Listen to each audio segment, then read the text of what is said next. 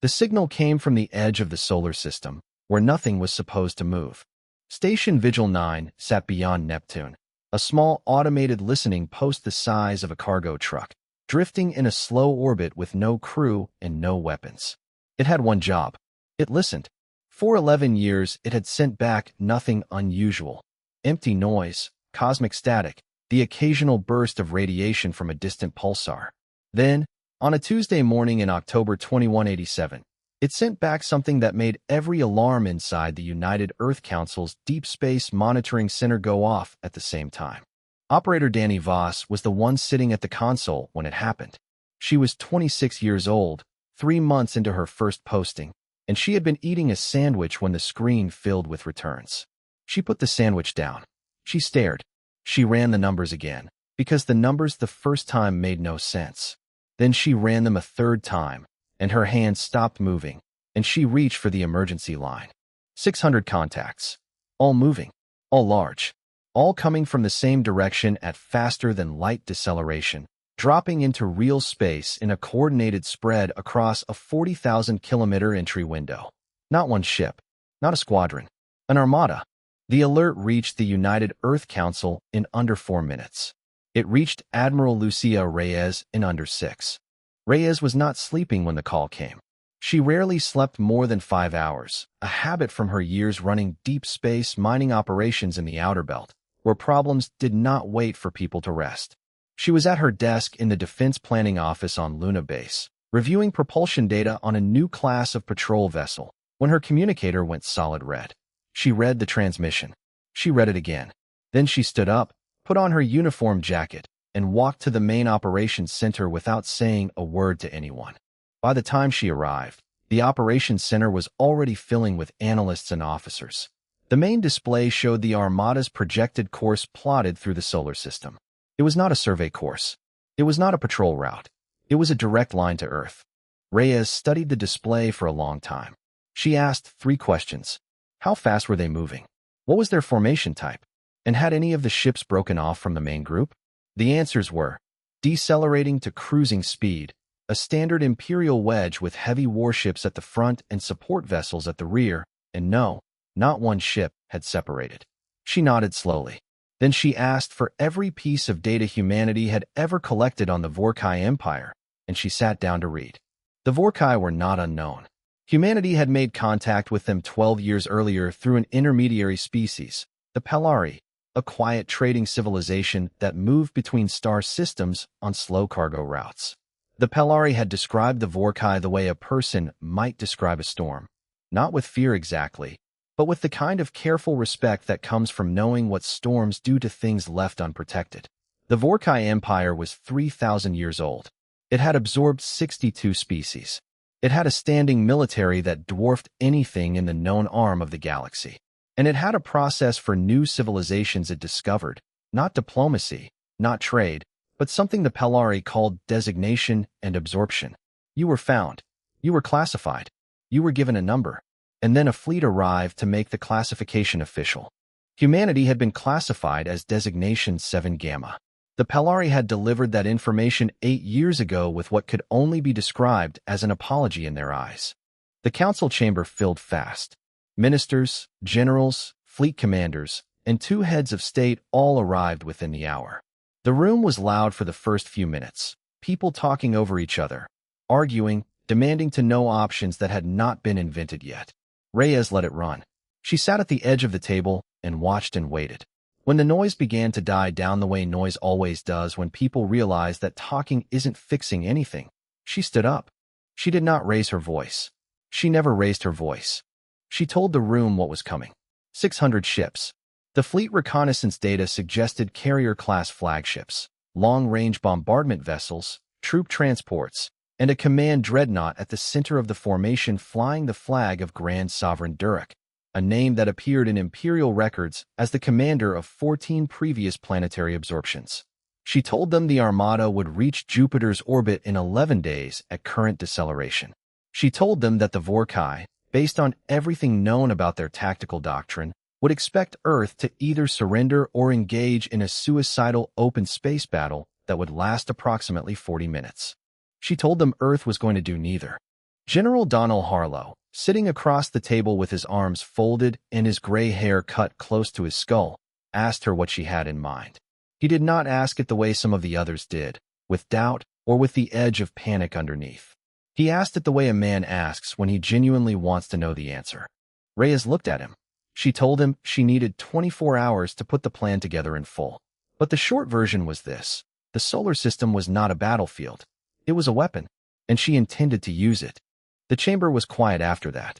On the far side of the solar system, beyond Neptune, Vigil 9 continued to watch the Armada approach.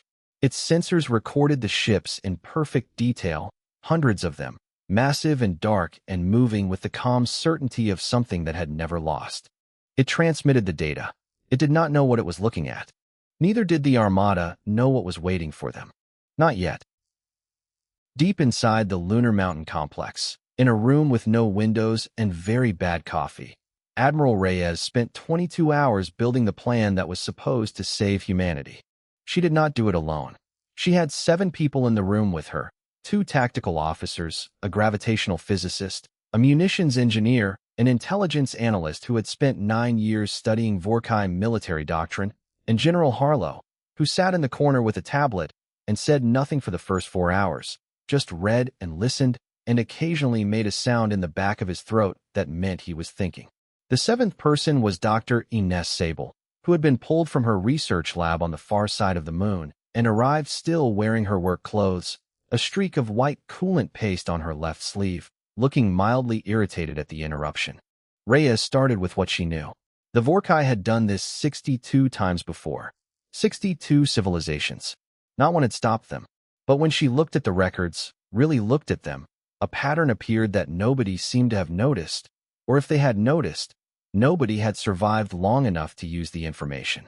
Every single civilization the Vorcai had absorbed had done one of 2 things. They had either surrendered immediately, which resulted in a quiet absorption with minimal destruction, or they had fought in open space, which resulted in a fast and complete military defeat. Not one of them had made the Vorcai come to them. Not one had used the terrain.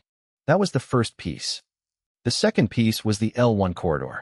The L1 point was the gravitational balance point between the Earth and the Sun, where the pull of both bodies roughly canceled each other out. It sat approximately 1.5 million kilometers from Earth. Any ship approaching Earth from the inner solar system had to either pass through that corridor or take a wide arc around it, adding days to their approach. The Vorcai, based on every recorded engagement in the intelligence files, always took the direct route. Speed was part of how they broke morale. They wanted to arrive fast and large and impossible to ignore. Reyes intended to let them do exactly that. She just intended to make sure the corridor killed them when they did. The spine was humanity's most powerful fixed defensive system, 112 orbital railgun platforms positioned in a ring around Earth's orbital approaches. They had been built over 30 years at enormous cost, maintained in secret, and never fired in actual combat. Each platform could launch a dense metal slug at a fraction of the speed of light, with enough kinetic energy to penetrate the hull of any known warship class. Together, firing in coordinated overlapping patterns, they could put 2,000 rounds into a single target zone in under a minute. The spine had been designed exactly for a scenario like this, a large enemy fleet attacking through a predictable approach path. It had simply never been used because no one had been stupid enough to attack. Until now. Harlow looked up from his tablet when Reyes finished explaining the spine portion of the plan. He said the spine was good, but not good enough. Even at full fire rate, against 600 ships entering through a corridor that wide, the numbers were marginal. Too many ships would push through before enough were destroyed. He pushed a data file across the table to her. The file had a security classification that most people in the room were not cleared for. Harlow looked at Sable when he did it. Sable pulled the file up on her screen. She did not look surprised. She had built what was in the file.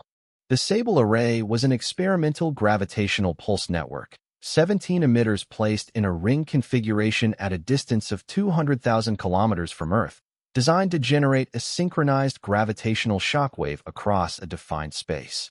In simple terms, it was a weapon that bent space slightly inside a target zone, creating tidal stress on any hull inside the field. A small ship caught in the array would experience structural vibration. A large ship with damaged hull sections would experience something much worse.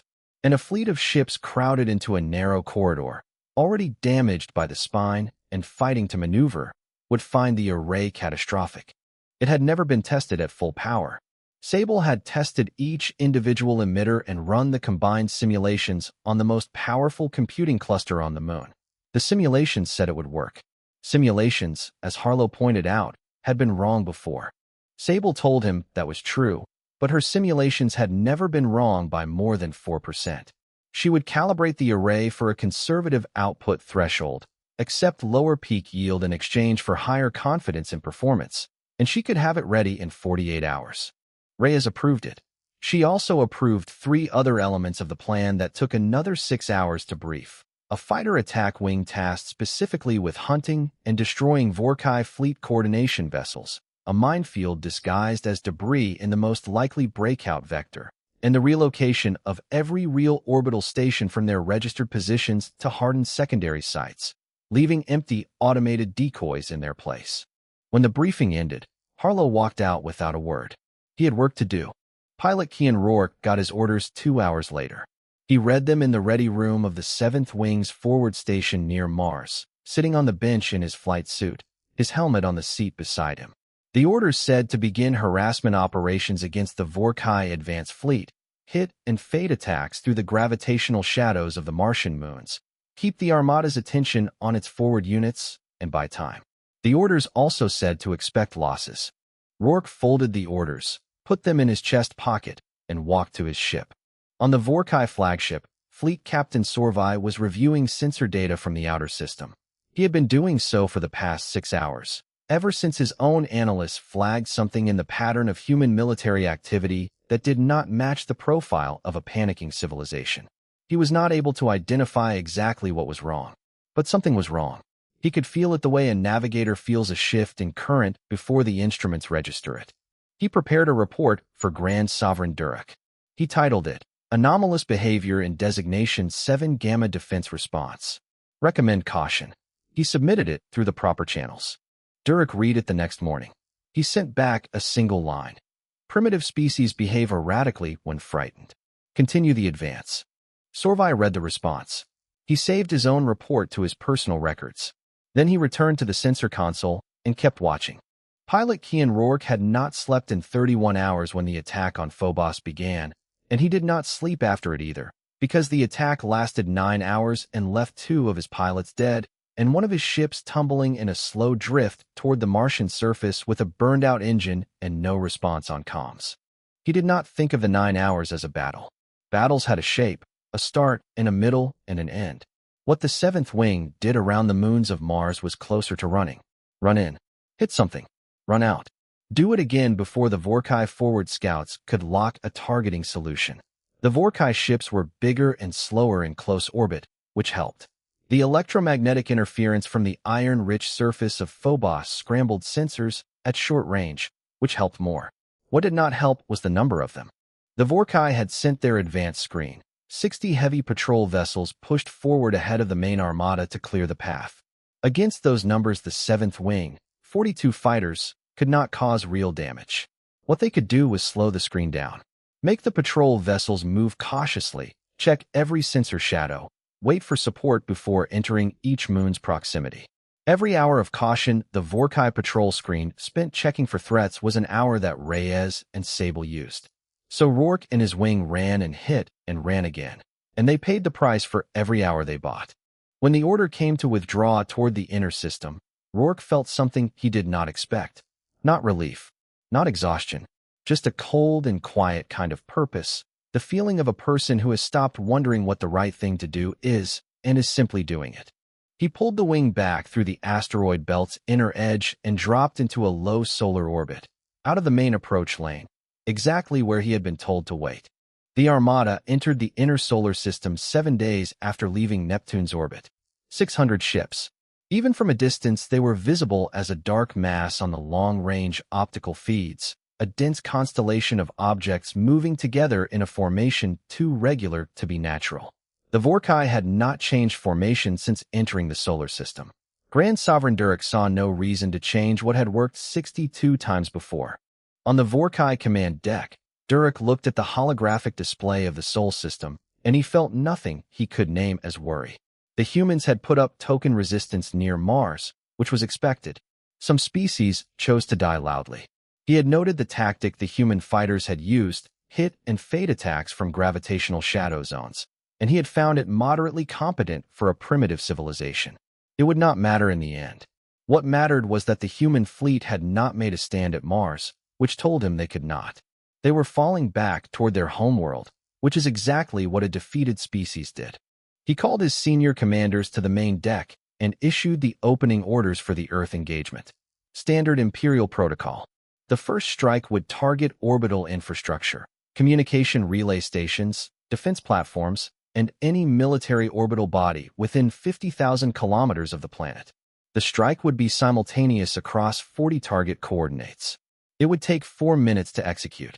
After that, the planet's ability to coordinate resistance would be gone, and the bombardment phase could begin. The Armada moved into the L1 approach corridor.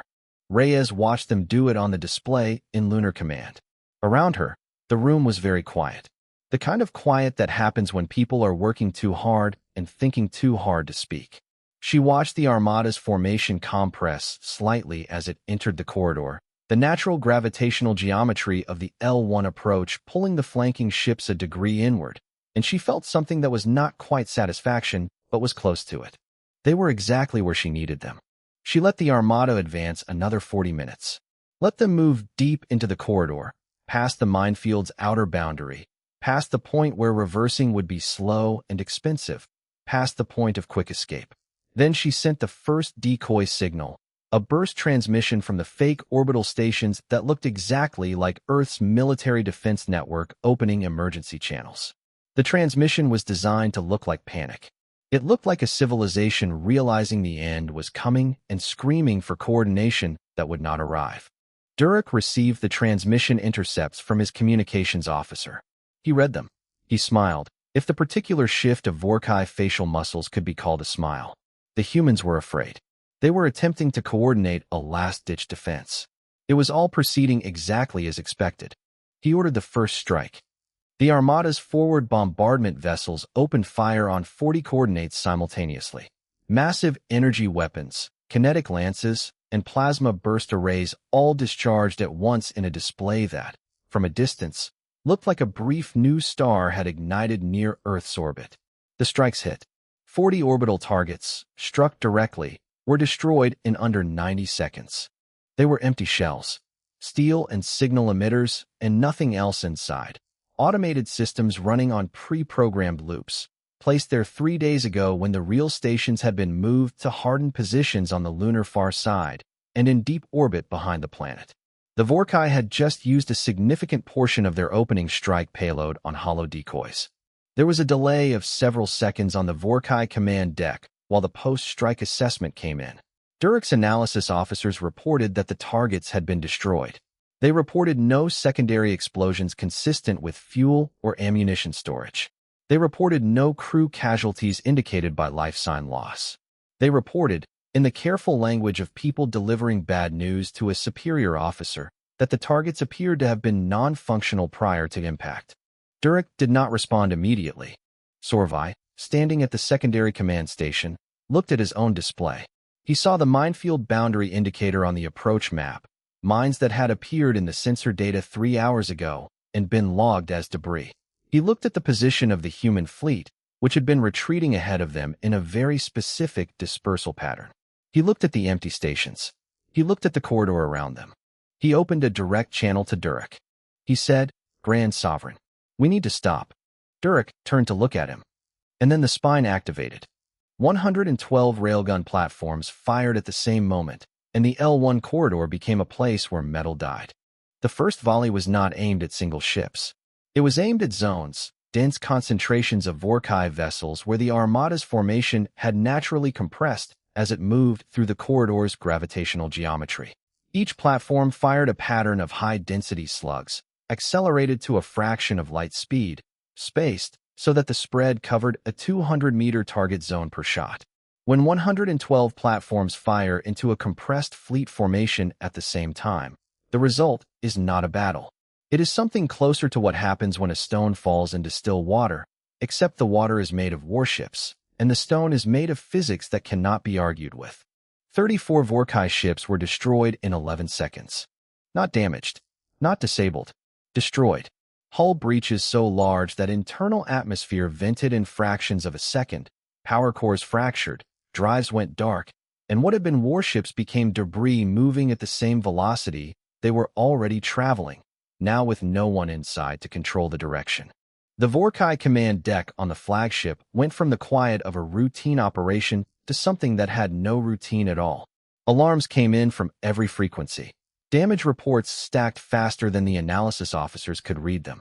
Ships were calling for orders. Ships were calling for help. Ships were calling to report that the ships beside them were gone. Durek stood at the center of it and did not move for 3 full seconds. In 3,000 years of Imperial military history, no armada had ever lost 34 vessels in 11 seconds.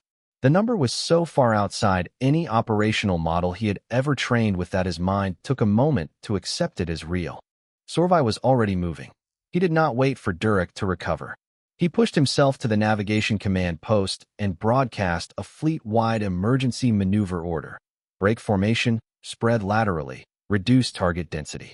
If the platforms were firing into compressed zones, then spreading out would reduce the damage per volley. It was not a good option. It was the least bad one available. Most of the fleet obeyed the order. Most. The ships at the rear of the formation, already partially clear of the corridor's narrowest section, began spreading outward.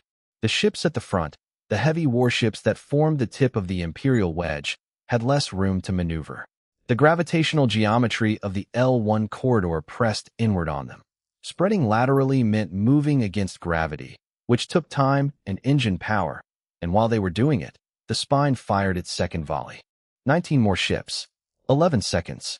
Rourke heard the activation signal in his cockpit and came out of the solar shadow at full thrust with his wing behind him. 40 fighters, down from 42, burning hard on an intercept course for the rear of the Vorcai fleet. His orders were specific. Find the fleet coordination vessels. The Vorcai Armada did not use fully autonomous ship commands in combat. Each ship received targeting data, formation orders, and tactical updates from a small number of coordination vessels embedded in the fleet. These ships looked like regular heavy cruisers from the outside, but their communications profile was different: broader signal spread, higher transmission frequency, multiple simultaneous channels. Rourke's wing had been briefed on the signature. Find a signature. Kill the ship broadcasting it. He found the first one in 4 minutes.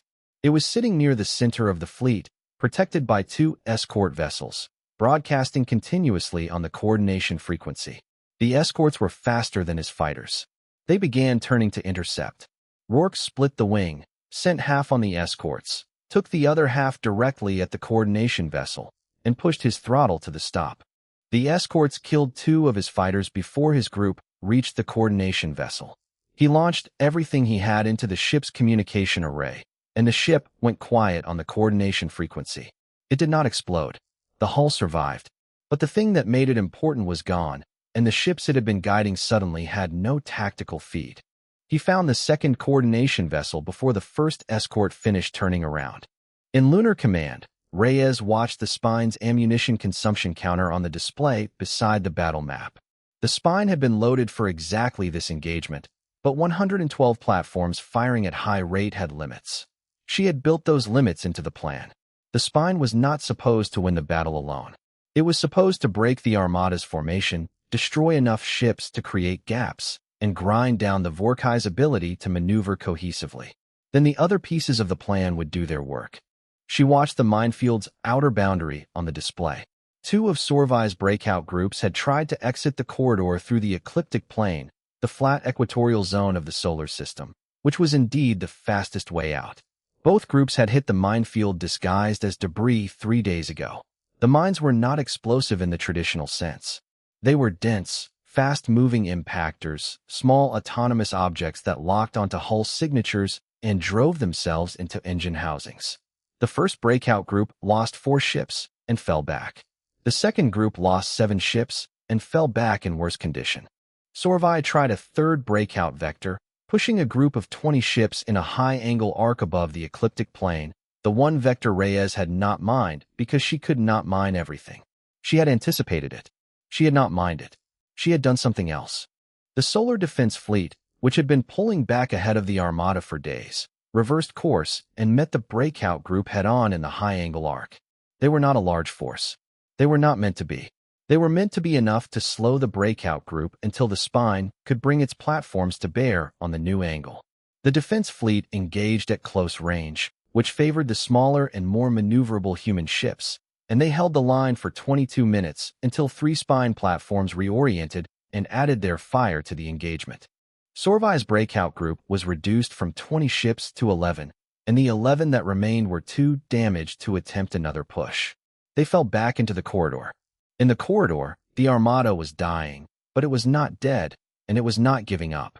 Durek, having finally recovered the capacity for thought, ordered a counter-bombardment targeting the spine platforms.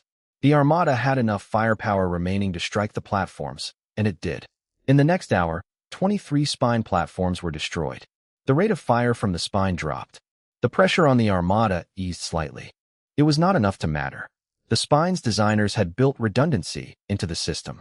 For every platform destroyed, 2 automated backup units on lower orbits rose to take the same firing positions.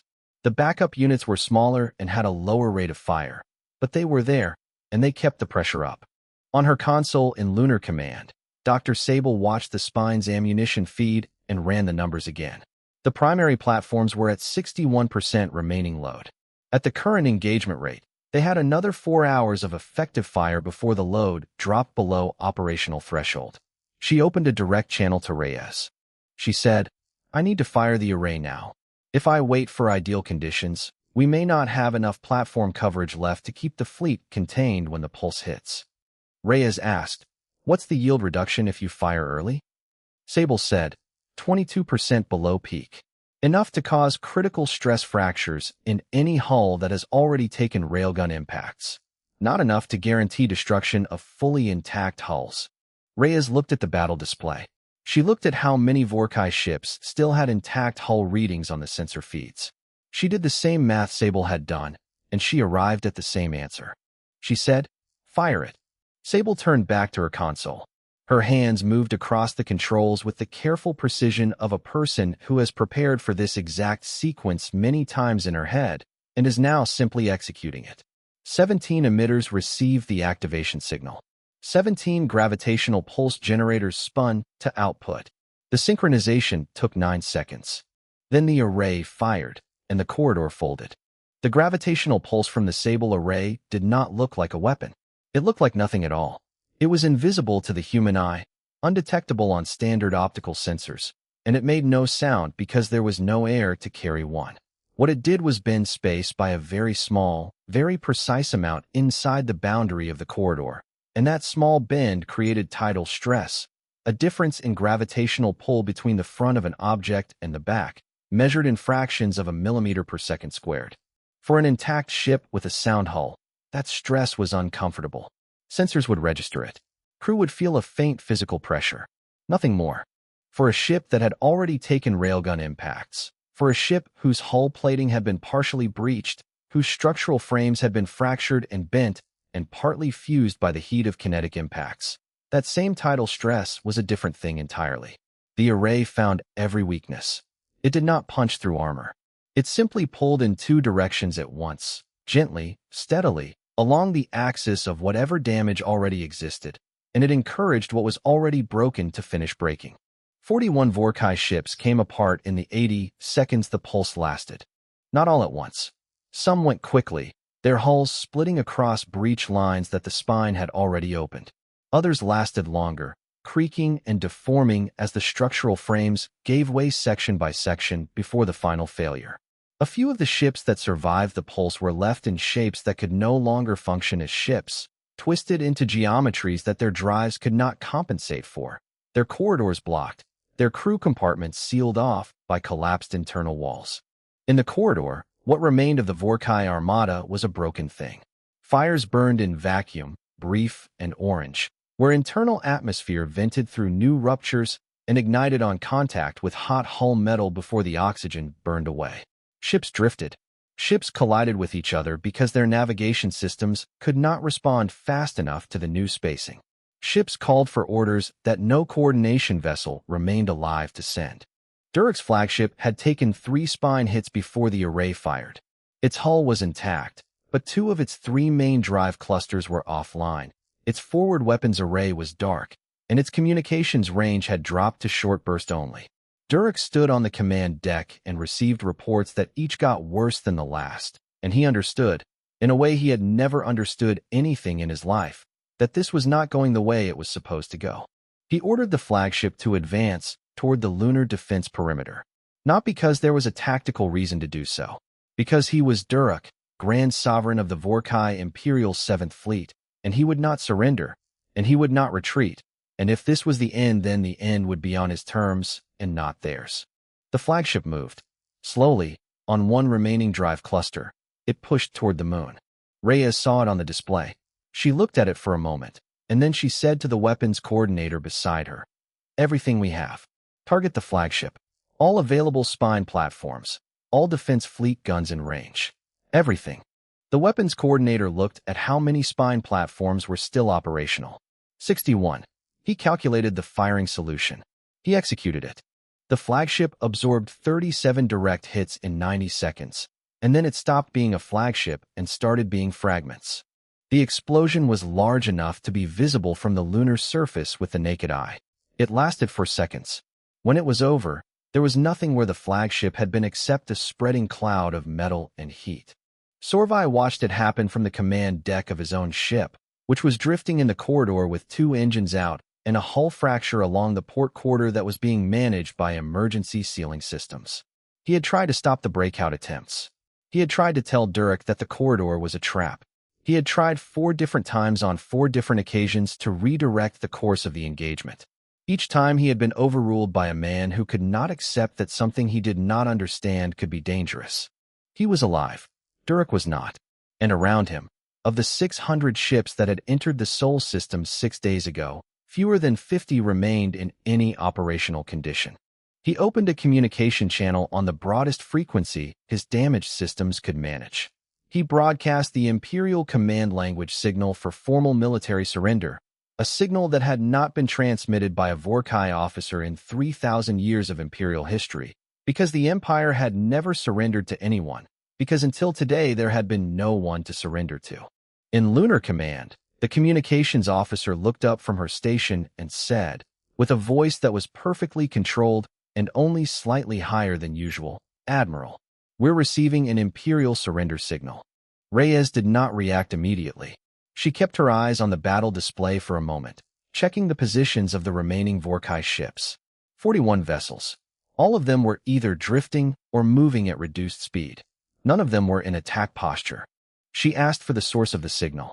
The communications officer said it was coming from a heavy cruiser near the center of the remaining formation. Sorvai's ship. Reyes was quiet for a few seconds. Then she did something that no one in the room had expected. She sat down at the communications console herself, plugged in a direct audio feed, and began speaking in Imperial command language. Not translated. Not through a computer. Directly, in the Vorcai's own language, which she had spent 9 years learning because she had believed, long before any of this began, that one day she would need it. She told Sorvai that his surrender signal was acknowledged. She told him the terms. All surviving Vorcai ships would power down shields and weapons and hold position. All drives would be reduced to minimal maneuvering thrust. Boarding parties from Earth's defense fleet would approach and dock. Any vessel that broke position would be destroyed. Any vessel that powered weapons would be destroyed. These were the only terms available. There was a pause on the other end of the channel.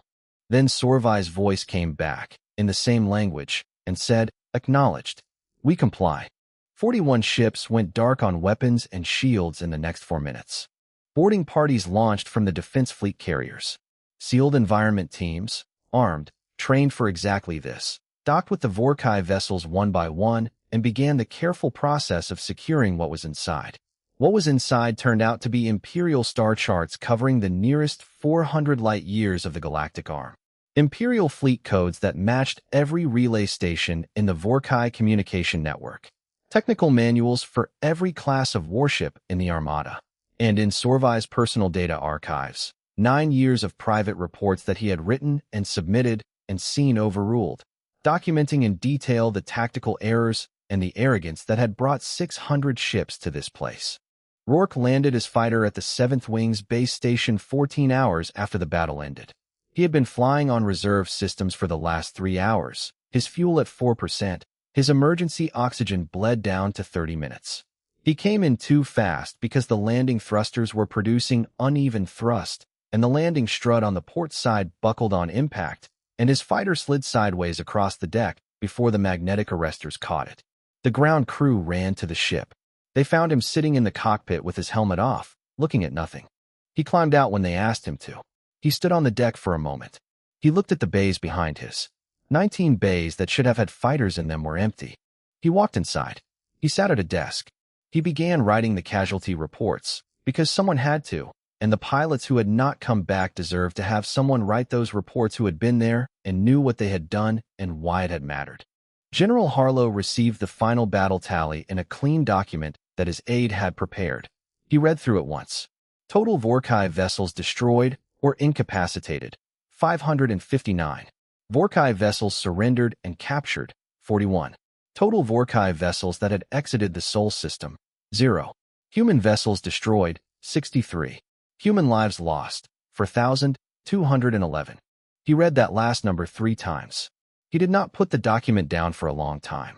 Then he filed it, stood up, and went to find the families of every soldier under his command who had not come home, so he could start the hardest part of the job, which was the part that happened after the fighting stopped. 3 weeks after the last Vorcai ship went dark in the corridor, there was no celebration on Earth. There were memorial services. There were long, careful political meetings. There were engineering teams working around the clock to repair the spine platforms and restock the ammunition feeds. There were intelligence teams aboard the captured Vorcai vessels going through data archives with the systematic thoroughness of people who understand that what they find might determine how long humanity survives the next few years. There was Sable, alone in her lab at 3 in the morning on the lunar far side, running numbers on the second iteration of the array that she had begun designing in her head while the first one was still firing. And there was Reyes, sitting across a plain metal table from Sorvai in a secure room on Lunar Station 4, having the kind of conversation that did not get recorded, because some things were better understood without transcripts attached to them. Sorvai was taller than most humans. He sat with the stillness of a species that had evolved in high-gravity conditions, every motion economical and deliberate. He had been in secured quarters for 3 weeks. He had eaten what was provided and said very little to anyone. When Reyes came to speak with him directly, with no interpreter and no recording equipment, he looked at her for a long moment before he said anything. He said, in Imperial command language, "You speak our language better than any of our intelligence files suggested was possible." Reyes said, "Your intelligence files were looking at what we did with your language publicly. Diplomatic channels, trade standard phrases. I learned it the way someone learns a language when they think they will eventually need to use it under pressure." Sorvai considered that. He said, "When did you begin learning it?" She said, 9 years ago, shortly after we received the designation classification from the Pelari." He was quiet for a moment. Then he said, "You knew we were coming." She said, "We knew the process. We knew what designation meant. We did not know when. So we prepared as if when could be any time." He looked at his hands on the table. He said, "I submitted 9 reports recommending caution. I noted every anomaly in your defense response. I recommended 4 times that we halt the advance and reassess. Durek overruled all of it." Reyes said, "I know. We found your reports in your personal archives." He looked up at that. She said, "They were useful, not for the battle, which was already over, but for understanding how the Empire thinks. Or rather, how it stops thinking when it believes it already knows the answer." Sorvai said nothing. Reyes said, "I'm going to ask you something, and I want you to understand that your answer won't change how you're treated here. You'll be housed, fed, and kept safe regardless. But I want to know, when you realized what we had done, when you saw the pattern, what was the moment you understood?" He thought about it. He said, when the decoy stations were destroyed and showed no internal damage consistent with crew loss. A primitive species surrendering its orbital stations would evacuate personnel at the last possible moment. The stations would have crew. The fact that they had no crew meant they were not real. And if the stations were not real, then the position we were being shown was a position we were being allowed to see. And if we were being allowed to see a position, then someone had decided what we should see. He paused. By then we were already inside the corridor. Reyes nodded. She stood up. She said, "You'll be treated well. This isn't a punitive situation. We have no interest in cruelty." He said, "What happens to my ships? To my crew?" She said, "They're being assessed. The crews have been moved to appropriate housing. The ships are being studied. We'll return people eventually, in a framework that protects both sides. The ships are a different conversation." He said, "And what will you do next, now that you've won?" She looked at him. She said, "Rebuild. Improve. Wait." He asked, "Wait for what?" She said, "For whatever the Empire decides to do when it receives the message we're sending them." He looked at her carefully. He said, "What message?" She said, "Every second of the battle. Full sensor data. All 600 ships, from entry to outcome, with a note attached." He was very still. He said, "What does the note say?" She told him. 17 words. He read it in his mind. He did not speak for almost a minute. Then he said, quietly, "They will not come back quickly, not without understanding what happened here first. And understanding it will take time, because understanding requires admitting what went wrong, and admitting what went wrong requires admitting that Durek's certainty was a weakness, and the Empire does not name its certainties as weaknesses easily." She said, "That was my estimate as well. It buys time." He said, "Time for what?" She said, "Time to build the second spine, and the third, and to finish testing the array at full calibration instead of the reduced yield we used during the battle." Something moved in Sorvai's expression that was not quite surprise and not quite fear. He said, "The array fired at reduced yield?" She said, 22% below peak. "We fired early because we needed to. At full calibration, the effective radius is wider and the tidal stress multiplier is higher." She paused. "We chose not to demonstrate that." She moved toward the door. "Sleep well, Captain." She left.